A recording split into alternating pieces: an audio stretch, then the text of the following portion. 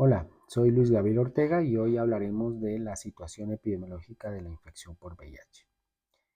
El tratamiento de la infección por VIH realmente ha normalizado la supervivencia. Para el año 2000 o 2002, donde apenas las terapias antirretrovirales se basaban en uno o dos medicamentos, esta supervivencia solamente llegaba a 8 años cuando los pacientes eran diagnosticados a partir de los 20 años, de acuerdo a este informe. Esto ha mejorado con el tiempo, llegando ya para el año 2010 con el advenimiento de las terapias a base de inhibidores de la integrasa, que son medicamentos que hacen parte en este momento del arsenal de medicamentos preferidos que están en las guías actuales. Y esto logró de un salto muy grande de supervivencia de 8 años a 55 años cuando eran diagnosticados a partir de los 20 años. Así que estamos hablando de que un paciente con infección por VIH tendría aproximadamente una supervivencia de 75 años con una diferencia muy baja, una diferencia de apenas 5 años entre personas con VIH y sin VIH. Las terapias antirretrovirales que normalmente nosotros usamos están a base de lo que se llaman inhibidores de la transcriptasa reversa, medicamentos muy conocidos por nosotros, desde la acidobudina, la amibudina, abacavir, o incluso el tenofovir, que hacen parte de este medicamento y lo que hacen pues es evitar la transcripción de ARN del virus a un ADN proviral, de esa manera evitar que el ADN no se integre a nivel del núcleo del linfocito CD4. Otro de los medicamentos importantes tenemos los inhibidores de la integrasa, que lo que hacen pues es precisamente evitar ese paso de integración del ADN proviral en el genoma humano. Y por último, otros medicamentos muy usados que son los inhibidores de la proteasa, que lo que hacen es inhibir varios ciclos de la replicación de maduración, de formación del virus y de la maduración del mismo. Sin embargo, no son las únicas dianas que actualmente están en investigación. Otros medicamentos, por ejemplo, son capaces de evitar el anclaje del virus, la fusión del virus, el transporte del material genético a nivel nuclear, otros que actúan sobre el ensamblaje y otros que actúan sobre la maduración. Por lo tanto, el arsenal de medicamentos antirretrovirales cada vez va en incremento, va aumentando y el objetivo obviamente es que sean medicamentos cada vez más efectivos, medicamentos con menos efectos adversos y medicamentos que tengan menos polifarmacia. Es decir, ya ahora, actualmente, ya no estamos hablando de terapias triples, sino de terapias duales, o sea, es decir, no 3 medicamentos, sino 2 medicamentos lo suficientemente efectivos para detener la replicación viral. En el marco del aseguramiento en Colombia, y estas son las estadísticas de la cuenta de alto costo, hasta el 31 de enero del 2023 se habían reportado 166.496 casos de infección por VIH. Estos casos, si lo comparamos con otros años anteriores, pues la tendencia obviamente es al incremento, al aumento. Un aumento que si bien tuvo un pequeño descenso durante la pandemia del COVID, pero a los últimos años vuelve y repunta la detección de casos nuevos. Las estrategias de la OMS, estrategias 90-90-90, que marcaron unas metas hasta el año 2020, donde nosotros teníamos que lograr por lo menos el primer 90, que era el 90% de detección o de personas que deben conocer su estado de infección por VIH, que el 90% ya reciban tratamiento antirretroviral y que el 90% ya tengan una supresión de la carga viral, es decir, una carga viral o indetectable o menor de 1000 copias. Esto no se logró para el año 2020. Miren ustedes que a nivel mundial el primer 90 de diagnóstico, el 68% fue alcanzado, de los que recibían terapia antirretroviral un 64% y de los que estaban indetectables un 57%. La cuenta de alto costo nos dice que estos porcentajes han mejorado para Colombia. pero hay que mirarlo esto desde el punto de vista de que los pacientes que se reportan a la cuenta de alto costo son personas viviendo con VIH ya en los programas de atención integral, ya inscritos en estos programas. Por lo tanto, si nosotros miramos, por ejemplo, que realmente la brecha que hay entre los diagnosticados, los que saben o conocen la infección por VIH y los que no lo hacen, más o menos es una brecha que llega aproximadamente al 29% en Colombia. Es decir, que hay un 29% de personas viviendo con VIH que no saben su diagnóstico. Por lo tanto, miren cómo reduce realmente esta cifra a los que reciben terapias antirretrovirales en Colombia a un 62% y los que están suprimidos realmente son el 49%. ¿Y por qué? Porque aquí nosotros estamos contando a todos los pacientes, todas las personas que conocen su diagnóstico y los que no conocen su diagnóstico. Y esto es una realidad pues que debemos nosotros ser muy conscientes y que la tendencia, si bien está en el incremento de cada caso que vamos viendo de infección por VIH, pero todavía nos falta mucho por diagnosticar. Si nosotros concentramos que las pruebas de detección de infección por VIH sean solamente a población clave, pues creo que no estamos equivocados, porque la infección por VIH en hombres que tienen sexo con hombres es apenas el 44%, las personas que se inyectan drogas psicoactivas es del 3.9%. Realmente la mayoría de los pacientes con infección por VIH no pertenecen a ninguna población clave, ni personal trabajador sexual, mujer transgénero, hombre transgénero, privados de la libertad, habitantes de calle, consumidores de drogas o hombre que tiene sexo con hombres. El 52% de todas las personas diagnosticadas en Colombia no pertenecen a ninguna población clave.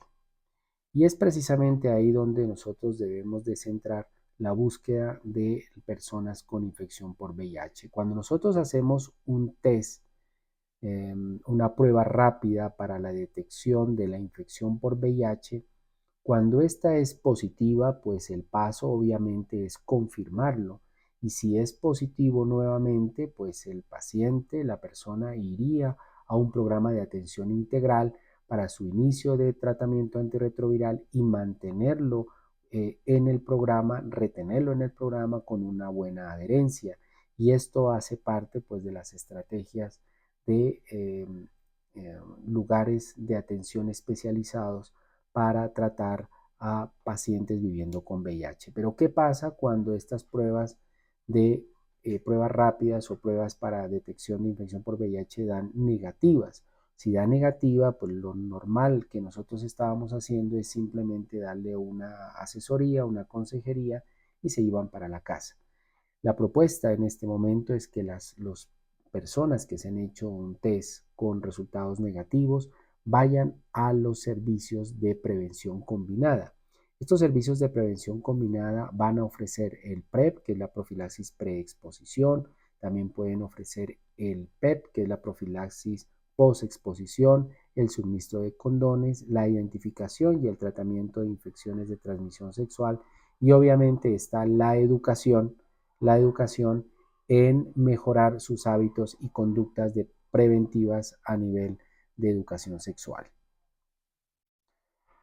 El diagnóstico, que lo que nosotros vemos por informes, por estadísticas a nivel mundial y a nivel de Colombia, como yo se los voy a mostrar ahora, es que el diagnóstico más preocupante es el diagnóstico tardío de la infección por VIH y esto pues se convierte en un reto no solamente para nosotros, sino a nivel mundial. Solamente traigo esta información europea del año 2022, donde ellos dicen que para el año 2021 el 54% de los nuevos diagnósticos fueron tardíos. La definición de una infección tardía por VIH es cuando el paciente tiene unos recuentos de linfocitos CD4 por debajo de 350. Muchos de ellos con estos CD4 que están bajos, pero la mayoría o gran parte de ellos pueden estar incluso asintomáticos. La mayoría de los pacientes en Europa que se detectaron en una fase tardía, gran parte de ellos fueron en edades superiores a los 40 años. Y lo otro, que la mayoría fueron hombres heterosexuales, seguido de mujeres heterosexuales, y luego pues ya vendrían los pacientes o las personas de población clave. Entonces, el esfuerzo que nosotros debemos hacer es conocer que las tasas de diagnóstico tardío están aumentando con la edad y es más alta en personas mayores de 40 o 50 años, que las tasas de diagnóstico tardío es más alta en personas infectadas de forma heterosexual que de forma en relaciones sexuales hombres que tienen sexo con hombres, por ejemplo. ¿Cómo estamos aquí dentro de este desafío de hacer un mejor diagnóstico temprano? Miren ustedes que la cuenta de alto costo nos trae y nos dice de que para el año 2022, el estadio 1, las personas que estaban diagnosticados en el estadio 1, ¿sí? Como lo ven aquí, apenas fue del 11%. Bien, estadio 1 les recuerdo que son las personas que tienen CD4 linfocitos por encima de 500. El estadio 2 un 34%, es decir, los que tienen entre 200 y 499, pero miren los del estadio 3, el 53% de las personas viviendo con VIH en este momento en Colombia fueron diagnosticados en etapas tardías, en etapas de SIDA, con CD4 por debajo de 199, que es el estadio 3. De nuevo, mirando la detección temprana de los casos nuevos en VIH, ya por grupos étnicos, vemos que gran parte de los diagnosticados pertenecieron a palenquero, afrocolombianos un 41%, pero que no tenían ningún grupo étnico el 43%. Y en esta pirámide poblacional de casos nuevos de infección por VIH, vemos que la mayoría, ¿sí?, son hombres frente a mujeres, casi con una relación que podríamos hablar de 3:1 o incluso 4:1, y que el grupo de mayor concentración pues serían los adolescentes y los jóvenes, edades que podemos hablar entre los 20 y los 35 años, el mayor número de diagnósticos nuevos actualmente en Colombia. La razón principal por la cual se realiza la prueba presuntiva de la infección por VIH en estos casos nuevos, vemos que el 39% de todos fue por una sospecha médica, o sea, es decir, por síntomas o signos clínicos que sospechó al personal de salud y sugirió hacer la prueba de infección por VIH. El 38% es solicitud propia del paciente que quiere o que desea hacerse la prueba, y por otras razones ya es un valor menor, miren, un 3% diagnosticado porque presentó una infección de transmisión sexual, oferta realizada a una comunidad especial porque era gestante o pacientes con tuberculosis, un 3%, por donación de sangre 1.5%, y otras formas un 2.4%. De cuando nosotros tomamos los datos, por ejemplo, de poblaciones especiales, no tenemos datos en el 1.8%, violencia sexual, exposición ocupacional y pruebas de diagnóstico para la tuberculosis activa, también con un 26%. El momento del inicio de la terapia antirretroviral en personas nuevas es bien importante, porque esto también nos refleja la necesidad de hacer diagnósticos tempranos. Miremos cómo el 32% de los pacientes viviendo con VIH que iniciaron terapia antirretroviral fue una decisión porque sus CD4 estaban muy bajos. el 26% porque su carga viral estaba muy alta y el 12% fue porque presentaban una infección grave o una patología que definía el SIDA. Es triste de pronto mirar de que la estrategia de iniciar el tratamiento de manera inmediata después de hacerse la prueba, que es un plazo más o menos de 4 semanas entre el diagnóstico y el inicio de la terapia antirretroviral, apenas llega al 8.5% y esto es uno de los indicadores que debemos de mejorar eh, en la calidad de los programas de atención integral. Bueno, volviendo aquí al informe hasta el año 31 de enero del 2022, vemos que la incidencia estandarizada de VIH por edad fue de 24.7 por cada 100.000 habitantes. La incidencia de los departamentos donde mayor presentaron esta incidencia estandarizada fue Risaralda, Quindío, Valle del Cauca. El régimen de afiliación donde mayor hubo casos incidentes fue el contributivo y la prevalencia de la infección por VIH a nivel general fue de 0.29 por 100 habitantes. Así que estamos hablando de que la infección por VIH es una prevalencia que no es generalizada, es concentrada, se está concentrando en algunas regiones del país y se concentra en algunas poblaciones claves, obviamente, pero poblaciones que no son claves, ahí es donde están los casos que nosotros no hemos logrado buscar de manera dirigente. La mortalidad general estimada en comparación con el periodo anterior ha mejorado obviamente y esto se debe pues a las terapias antirretrovirales que usamos actualmente, 4.1 muertes por cada 100.000 habitantes. La cobertura de terapia antirretroviral en pacientes viviendo con VIH reportadas fue del 88.3%, si bien este indicador debe estar superior al 95% de cobertura de terapia antirretroviral, pues sin embargo estamos, digamos, como en mora de mejorar ese indicador. Y lo que nosotros vemos cuando leemos estos informes de la cuenta de alto costo es una preocupación al saber que aún las terapias a base de Favirenz, centricitabina, tenofovir, es una de las más usadas, que es casi un cuarto de los pacientes que viven con VIH están usando este tipo de terapias. ¿Y por qué preocupante? Porque el Efavirenz es un medicamento que ya al momento de usarlo en pacientes nuevos, que uno no sabe cuál es el genotipo que tienen, pueda que tengan una prevalencia entre el 11 y el 14% de resistencia al efavirenz. Así que hay una probabilidad de que cuando iniciemos estas terapias el paciente ya sea resistente y solamente actúen los otros dos fármacos, entricitabina, tenofovir, y pueda llegar pues a una multidrogoresistencia.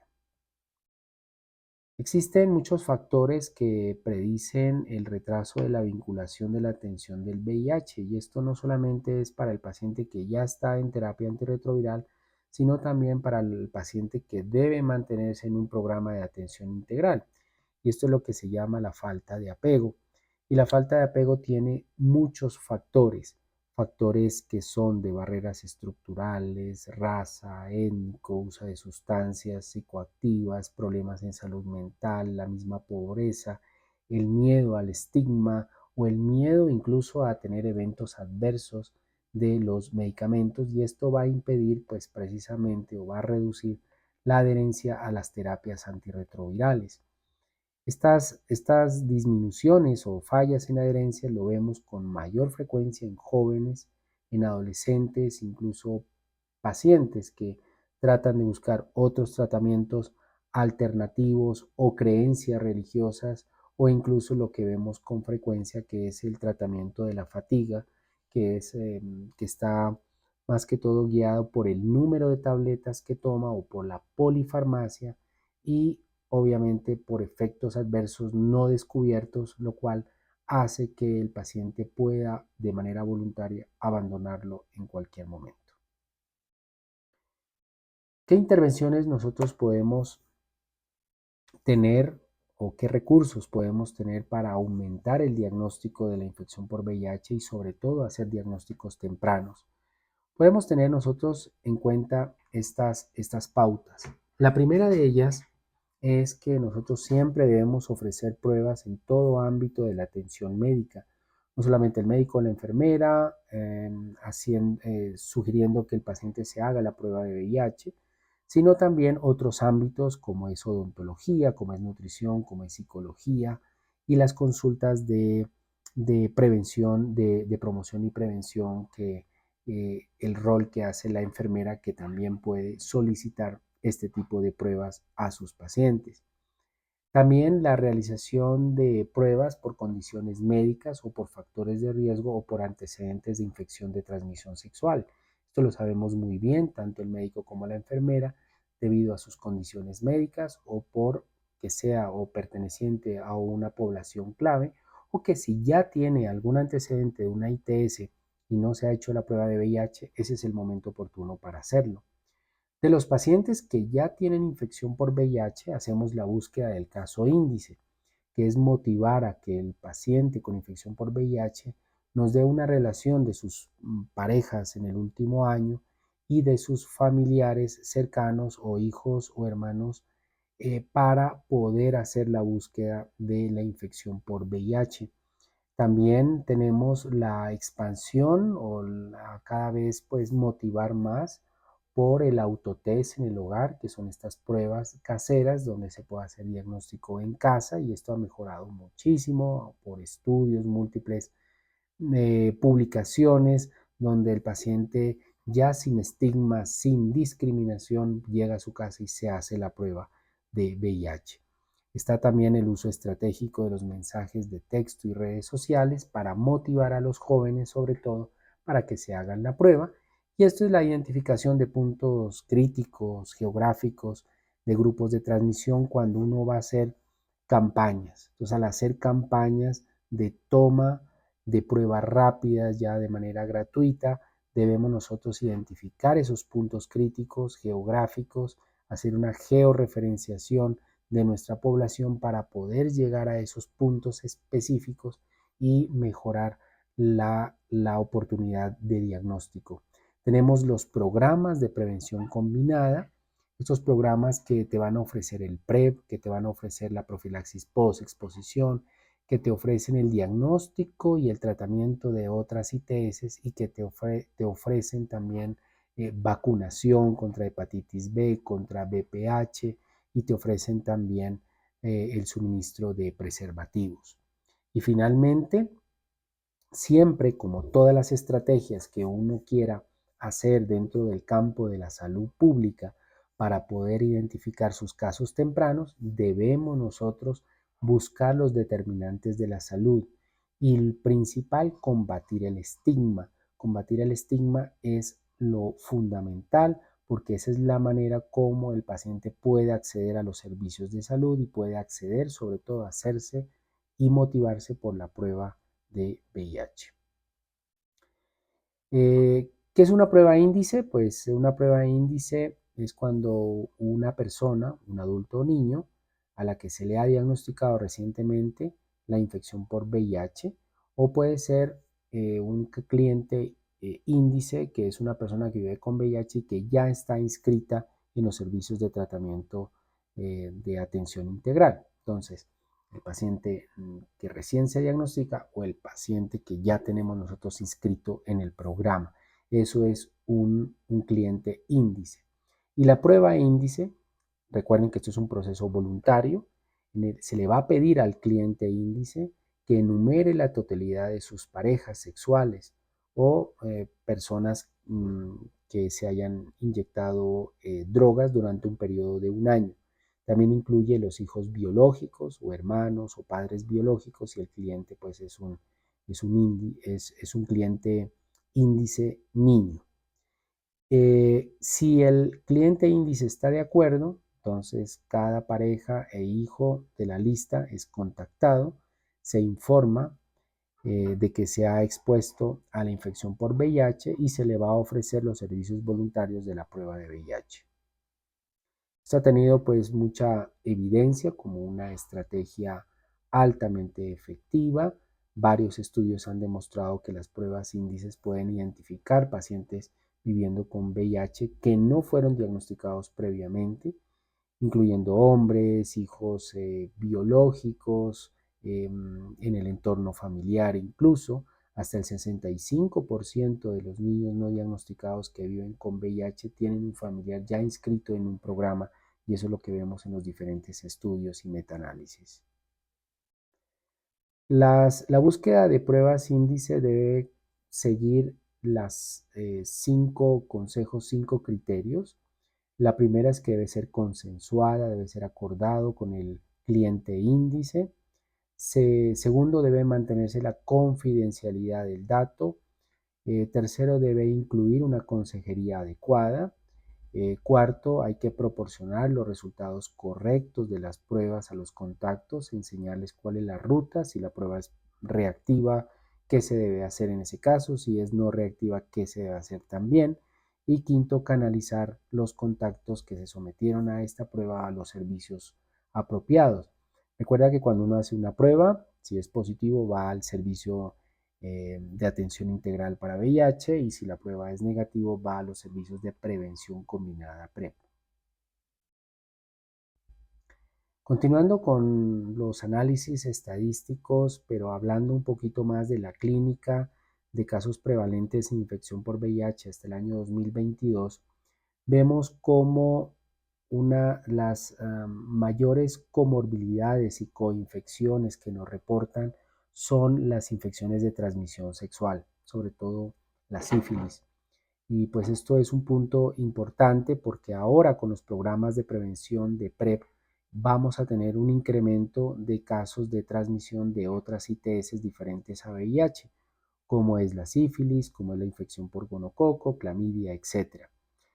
También encontramos como segundo coinfección o comorbilidad la hepatitis B, la discapacidad funcional debido a secundario pues a la infección por VIH, algunas digamos secuelas que dejan algunas terapias antirretrovirales antiguas como es la lipoatrofia o la lipodistrofia, la hepatitis C también importante, la tuberculosis activa, la enfermedad renal, las neoplasias no relacionadas con la infección por VIH, porque recordemos que el paciente que vive con el virus tiene un incremento aumentado de tener o de desarrollar otras neoplasias diferentes a SIDA, la enfermedad coronaria como un riesgo cardiovascular aumentado en ellos, la neuropatía periférica y por último la cirrosis hepática.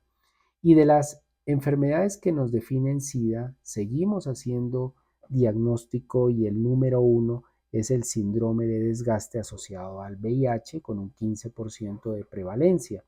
Es decir, los pacientes con SIDA, o sea, el criterio de SIDA es CD4 menor de 200 o una de estas enfermedades que definen SIDA. La número 1 es el síndrome de desgaste, que es aquel paciente que ha perdido más del 10% de su peso, que tiene diarrea más de un mes y que tiene síntomas constitucionales. Pero la segunda enfermedad que define SIDA es la tuberculosis, pero es la primera de causa infecciosa, tanto tuberculosis pulmonar como extrapulmonar, con una prevalencia del 10%, del 7% aproximadamente, la toxoplasmosis cerebral, la cándida esofágica y así sucesivamente. Hablando un poco de transmisión materno-infantil, miremos cómo de las 561.688 mujeres gestantes en este periodo observado, ¿sí? El número de gestantes reportado, la mayoría fueron del régimen contributivo, ¿sí? De estas más de 561.000 mujeres gestantes, las que se diagnosticaron con infección por VIH fueron 1.129. Eso representa más o menos una disminución del 1,86% con respecto al periodo anterior. Las proporciones más altas de infección por VIH están en el régimen especial, también en gestantes no afiliadas a ninguna entidad, así que es muy probable que estaríamos hablando de mujeres migrantes. La mediana de la edad gestacional al momento de la detección del VIH fue a las 16 semanas. Esto es bueno porque lo que nos está diciendo pues es que estamos haciendo diagnósticos en el primer trimestre, ¿sí? Y del total de gestantes con infección por VIH, el 22% se diagnosticó en estadio 1, o sea que es paradójico, estamos haciendo diagnósticos importantes en mujeres gestantes en el primer trimestre, pero cuando las diagnosticamos, muy pocas de ellas están en el estadio 1 asintomático. Casi 2/3 de ellas se encuentran en diagnósticos tardíos. De estas gestantes con infección por VIH, solamente el 67% de ellas logró una carga viral indetectable, o sea, es decir, menor de 50 copias, lo cual representa, pues sí, un aumento con relación al periodo anterior, pero la meta tiene que ser, obviamente, el 100% de nuestras gestantes tiene que lograr una carga viral indetectable al final. Eh, Se logró la supresión farmacológica de la lactancia, ¿sí?, materna en las primeras 48 horas en un 82% y recibieron terapia antirretroviral con sidudina durante el parto el 85%. Se reportaron aproximadamente 980 niños menores de un año, hijos de madres con VIH, de los cuales 5 casos fueron positivos para la infección por este virus, lo cual nos da una prevalencia un poquito baja, menos del 2% de la tasa de transmisión. Muchas gracias.